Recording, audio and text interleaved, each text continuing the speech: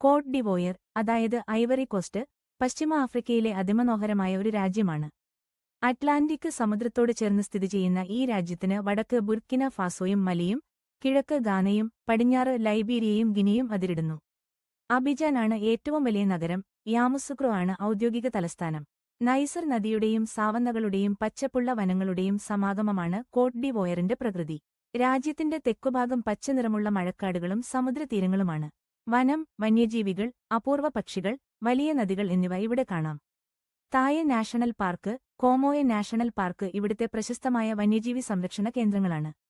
ഭക്ഷണരീതി പ്രധാനമായും അന്നം, കശുവണ്ടി, പ്ലാന്റൈൻ, വാഴപ്പഴം, യാം, കപ്പ, മത്സ്യം, കോഴി എന്നിവയെ ആധാരമാക്കിയാണ്.